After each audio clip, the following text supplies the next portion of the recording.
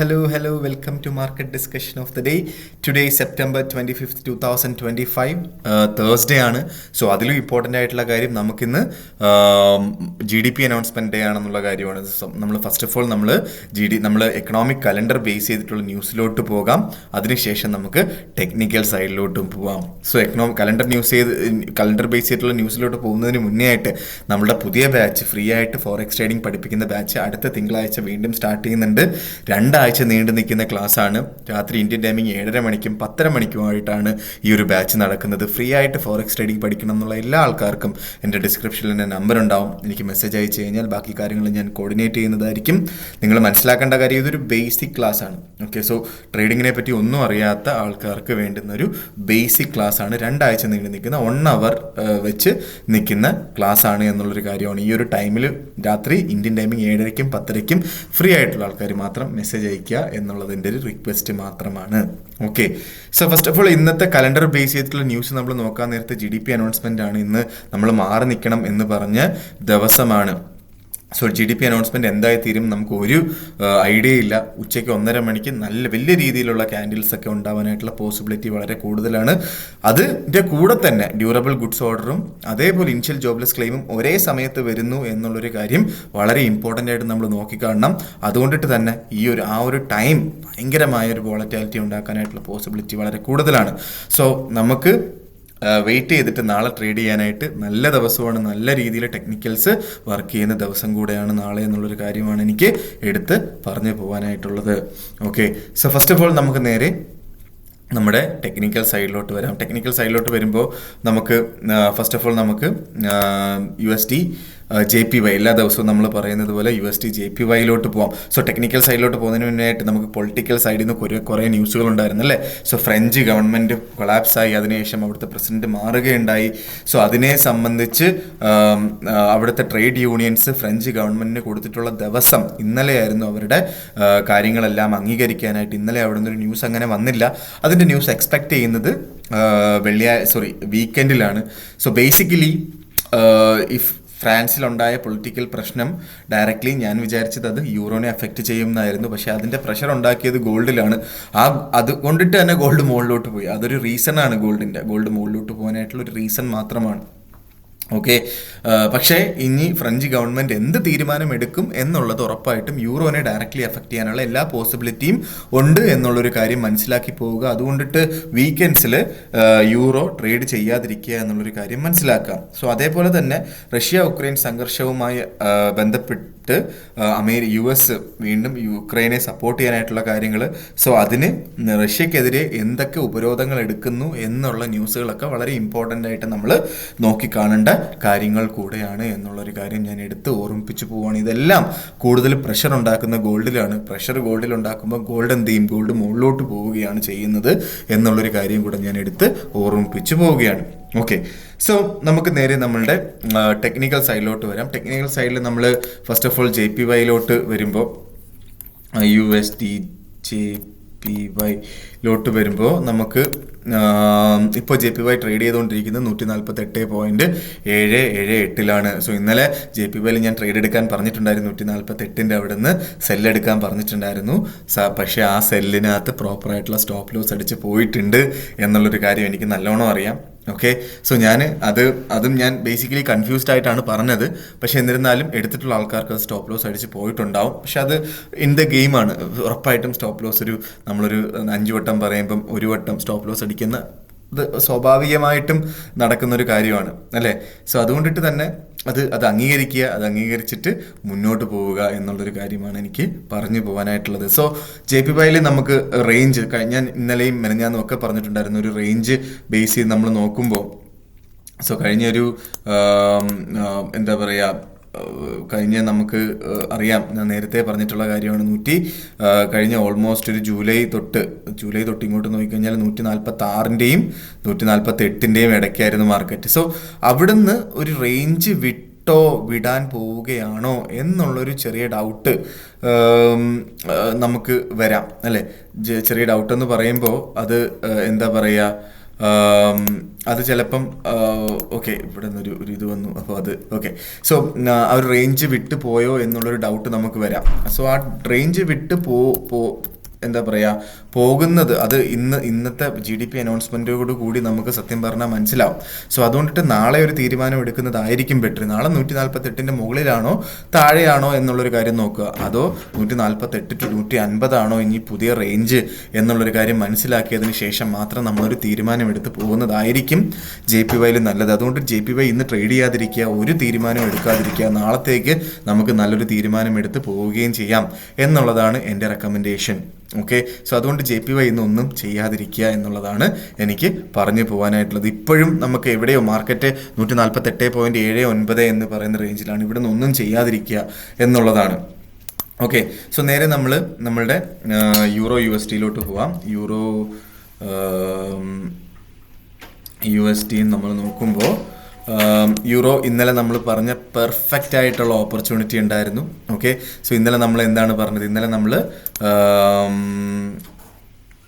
1 hour candle എടുക്കാം. 1 hour candle നമുക്ക് 1.1800 അവിടുന്ന് സെല്ല് എടുത്തിട്ടുള്ള എല്ലാ ആൾക്കാർക്കും ഞാൻ ലൈവിൽ കാണിച്ചു തന്നിട്ടുണ്ട് ഞാൻ സെല്ല് എടുത്തിട്ടുള്ള കാര്യം അല്ലേ. സോ 1.1700 അവിടുന്ന് സെല്ലെടുക്കുകയും അത് ഈ ഒരു ടൈമിലൊക്കെ നമുക്ക് അവസാനിപ്പിക്കേണ്ട സമയം കഴിഞ്ഞു. ഓക്കെ. സോ കാരണം ഇവിടെ ഒരു പ്രോപ്പറായിട്ടുള്ള സപ്പോർട്ടുണ്ട്. 1.172 എന്ന് പറയുന്ന റേഞ്ചിലൊക്കെ നമുക്കൊരു സപ്പോർട്ടുണ്ട്. അതുകൊണ്ടിട്ട് GDP അനൗൺസ്മെൻ്റ് ആയതുകൊണ്ടിട്ട് തന്നെ നമുക്ക് അവിടുന്ന് പ്രോഫിറ്റ് എടുത്ത് മാറാം എന്നുള്ളൊരു കാര്യമാണ് എനിക്ക് പറഞ്ഞു പോകാനായിട്ടുള്ളത്. സോ ഇന്ന് പ്രത്യേകിച്ച് എനിക്ക് റെക്കമെൻഡേഷൻസ് ഒന്നുമില്ല. നാളെ നമുക്ക് യൂറോ എവിടെ എത്തി മിക്കവാറും എനിക്കറിയില്ല കേട്ടോ, എവിടെ എത്തും എന്നുള്ള കാര്യം അറിയില്ല. നമുക്ക് താഴെ കിട്ടിയാൽ ബൈ ചെയ്യാം. അപ്പോൾ ഇന്ന് അവസാനിക്കുന്നത് 1.1800 താഴെയാണ് എങ്കിൽ നമുക്ക് നാളെ അവിടുന്ന് സെല്ല് ചെയ്തുകൊണ്ടും സ്റ്റാർട്ട് ചെയ്യാം. നാളെ 1.1800 അടുത്തും 1.1800 താഴെയും ആണ് ഇന്ന് അവസാനിക്കുന്നതെങ്കിൽ നാളെ രാവിലെ മാർക്കറ്റ് ടൈമിംഗ്, രാവിലെ ഇന്ത്യൻ ടൈമിംഗ് 7:30 മണിക്ക് നമുക്ക് അവിടുന്ന് സെല്ല് ചെയ്തുകൊണ്ട് സ്റ്റാർട്ട് ചെയ്യുകയും ചെയ്യാം എന്നുള്ളൊരു കാര്യമാണ് എനിക്ക് പറഞ്ഞു പോകാനായിട്ടുള്ളത്. അല്ല എന്നുണ്ടെങ്കിൽ നമുക്ക് താഴെ വീണ് കിട്ടിയാൽ അറ്റ്ലീസ്റ്റ് 1.1600 കിട്ടിയാൽ പോലും നമുക്ക് അവിടുന്ന് ബൈ ചെയ്ത് മുന്നോട്ട് പോവുകയും ചെയ്യാം യൂറോയുടെ കാര്യത്തിനകത്ത്. ഓക്കെ. സോ നേരെ നമ്മൾ GBPയിലോട്ട് വരുമ്പം GBP USDയിലോട്ട് വരുമ്പം സോ രാവിലെ എൻ്റെ മെറ്റാട്രേഡർ 5-ൽ ആക്ഷൻസ് നടക്കുന്നില്ല. സോ അതുകൊണ്ടിട്ടാണ് ഞാൻ നേരെ ട്രേഡിംഗ് വ്യൂവിലോട്ട് വന്നത് കേട്ടോ. സോ GBP USD 1.34394 എന്ന് പറയുന്ന റേഞ്ചിൽ നിൽക്കുന്നു. ഓക്കെ. സത്യം പറഞ്ഞാൽ GBPയുടെ കാര്യത്തിനകത്തും ഒന്നും പറയാറായിട്ടില്ല എന്നുള്ളൊരു കാര്യമാണ് എനിക്ക് മനസ്സിലാക്കാൻ പറ്റുന്ന കാര്യം. സോ GBP അടുത്ത സപ്പോർട്ട് GBP ഉറപ്പായിട്ടും 1.3420 എന്ന് പറയുന്നത് ഒരു പ്രോപ്പർ സപ്പോർട്ടാണ് GBPയുടെ. ഓക്കെ. സോ ആ ഒരു സപ്പോർട്ട് വർക്ക് ആയാൽ ഉറപ്പായിട്ടും മാർക്കറ്റ് മുകളിലോട്ട് പോകാനായിട്ടുള്ള പോസിബിലിറ്റിയാണ് കൂടുതലുള്ളത് എന്നുള്ളൊരു കാര്യമാണ്. ഞാനൊരു ചെറിയ ലോട്ട് ബൈ ചെയ്തിട്ടുണ്ട്. 1.3450 അടുത്തായിട്ട് ചെറിയ ലോട്ട് ഞാൻ ബൈ ചെയ്തിട്ടുണ്ട്. ഞാൻ റെക്കമെൻഡ് ചെയ്യുന്നില്ല, കാരണം ഇന്ന് എന്താണ് GDP അനൗൺസ്മെൻറ്റ് ആയതുകൊണ്ടിട്ട് ഞാൻ നിങ്ങൾക്ക് റെക്കമെൻഡ് ചെയ്യുന്നില്ല. ഓക്കെ. സോ ആ ഒരു താഴെ കിട്ടിയത് കൊണ്ടിട്ട് മാത്രമാണ് ഞാനത് ബൈ ചെയ്ത് പോയത്. GDP അനൗൺസ്മെൻറ്റിന് ശേഷം നമുക്ക് താഴെ കിട്ടുന്ന ഓരോ വിലകളും ബൈ പോയിന്റ് ആണ്. 1.3300 ബൈ ആണ്, 1.3400 ബൈ ആണ്. ഓക്കെ. നേരെ മറിച്ച് മുകളിലോട്ട് പോവുകയാണെങ്കിൽ സെല്ല് എന്ന് പറയുന്നൊരു ഓപ്ഷൻ ഇല്ല എന്നുള്ളൊരു കാര്യം കൂടെ മനസ്സിലാക്കുക. ഓക്കെ. സോ നമ്മൾ ബേസിക്കലി നമ്മളുടെ GBP പറയുകയാണെന്നുണ്ടെങ്കിൽ നമുക്ക് GBP 1.379 നിൽക്കുകയാണ്. ഓക്കെ. സോ ഇത് സപ്പോർട്ട് ചെയ്യുന്നത് തന്നെയാണ് ഞാൻ ഇപ്പോഴും വിശ്വസിക്കുന്നത്. സോ അങ്ങനെ സപ്പോർട്ട് ചെയ്ത് പോയാൽ നമുക്ക് ഉറപ്പായിട്ടും ഇവിടുന്ന് ഒരു ബൈ പോയിന്റ് ഉണ്ട്. ഇവിടുന്ന് മുകളിലോട്ടുള്ളൊരു ബൈ എൻട്രി എടുത്ത് മുന്നോട്ട് പോവുക എന്നുള്ളൊരു കാര്യമാണ് എനിക്ക് GBPയിൽ പറഞ്ഞു പോകാനായിട്ടുള്ള കാര്യം എന്നെടുത്ത് ഓർമ്മിപ്പിച്ച് പോവുകയാണ്. ഓക്കെ. സോ നേരെ നമ്മൾ ഗോൾഡിലോട്ട് വരുമ്പം ഗോൾഡ് ഇന്നലെ നമ്മൾ പറഞ്ഞ കാര്യം അതേപോലെ നടന്നിട്ടുണ്ട് എന്നുള്ളൊരു കാര്യം കൂടെ മനസ്സിലാക്കുക. XAU USD. ഓക്കെ. സോ ഗോൾഡിലോട്ട് വരുമ്പം 3752 എന്ന് പറയുന്ന റേഞ്ചിൽ നിൽക്കുന്നു. സോ ഇന്നലെ നമ്മൾ പറഞ്ഞ എന്താണ്, എവിടെ നിന്നാണ് ബൈ ചെയ്യണം എന്ന് പറഞ്ഞത്? 3730 ബൈ ചെയ്യാനായിട്ട് ഞാൻ പറഞ്ഞിട്ടുണ്ടായിരുന്നു അല്ലേ. സോ അതും ചെറിയ ക്വാണ്ടിറ്റി ബൈ ചെയ്യുക. ഗോൾഡിൽ നമ്മൾ ചെയ്യുമ്പോൾ ഇന്നലെ ഞാൻ 3730 അവിടെ നിന്ന് ഞാൻ പറഞ്ഞു ഞാൻ 3750 അവിടെ ബൈ എടുക്കാമെന്ന് പറഞ്ഞു. പക്ഷേ ഞാൻ എടുക്കുന്ന ബൈ 3730 അവിടെ നിന്നാണെന്ന് ഞാൻ പറഞ്ഞു. 3730-33 റേഞ്ചിൽ എനിക്ക് ബൈ കിട്ടി. അത് മാർക്കറ്റ് പിന്നീട് താഴോട്ട് പോയി 3750 ഇതാ ഇവിടെ വരെ വന്നു 3717 വരെ വന്നു. ഓക്കെ, സോ അതിനുശേഷമാണ് മാർക്കറ്റ് തിരിച്ച് റീട്രേസ് ചെയ്ത് മുകളിലോട്ട് പോയത് എന്നുള്ളൊരു കാര്യം മനസ്സിലാക്കുക. സോ ബേസിക്കലി എന്താണ് സംഭവിച്ചത് ഇവിടെ, ഇതൊന്ന് മാറ്റിക്കോട്ടെ.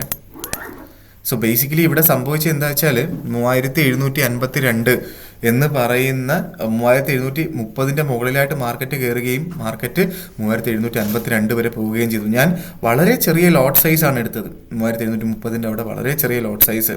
ഓക്കെ, ഒരു 0.1 ലോട്ടാണ് എടുത്തിട്ടുള്ളത്. 0.1 ലോട്ടിനകത്ത് $6000 ക്യാപിറ്റലുള്ള അക്കൗണ്ടിൽ 0.1 ലോട്ട് ട്രേഡ് ചെയ്തു. ഓക്കെ, സോ അതിനകത്ത് സ്റ്റോപ്പ് ലോസ് ഞാൻ $30 സ്റ്റോപ്പ് ലോസ് വെച്ചത്. $30 സ്റ്റോപ്പ് ലോസ് വെച്ചു. ഓക്കെ, സോ $30 സ്റ്റോപ്പ് ലോസ് വെക്കുക എന്ന് പറയുന്നത് അത് നമ്മൾ ചെറിയ ലോട്ട് സൈസ് എടുത്തത് കൊണ്ടിട്ടാണ് നമുക്ക് അത്ര വെക്കാൻ പറ്റുന്നത്. ഇപ്പോൾ ഫോർ എക്സാമ്പിൾ പല ആൾക്കാരും, കൂടുതൽ ആൾക്കാരും $1500, $2000 ട്രേഡ് ചെയ്യുന്നത്. സോ അവരുടെ അടുത്ത് എനിക്കുള്ള റെക്കമെൻഡേഷൻ, നിങ്ങൾ ആ സമയത്ത് 0.2 ലോട്ടും 0.1 ലോട്ടിലൊന്നും പോവാതെ 0.05 ലോട്ടോ 0.03 ലോട്ടോ ഒക്കെ എടുത്തിട്ട് എന്ത് ചെയ്യണം, ഒരു മിനിമം ഒരു $30 സ്റ്റോപ്പ് ലോസ് വെച്ചാൽ ഉറപ്പായിട്ടും നിങ്ങൾക്ക് ആ സ്റ്റോപ്പ് ലോസ് അടിക്കത്തില്ല.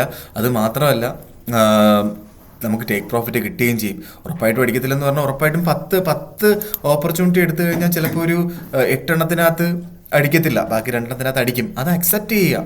ഓക്കെ, 8 ഓപ്പർച്യൂണിറ്റി എടുത്തു കഴിഞ്ഞാൽ ഉറപ്പായിട്ടും നമുക്ക് ഒരു 10 ഓപ്പർച്യൂണിറ്റി എടുത്തു കഴിഞ്ഞാൽ ഉറപ്പായിട്ടും 2 സ്റ്റോപ്പ് ലോസ് അടിക്കും. അത് അക്സെപ്റ്റ് ചെയ്യുക, ബാക്കി 8 നമുക്ക് പ്രോഫിറ്റ് എടുക്കാമല്ലോ, അല്ലേ?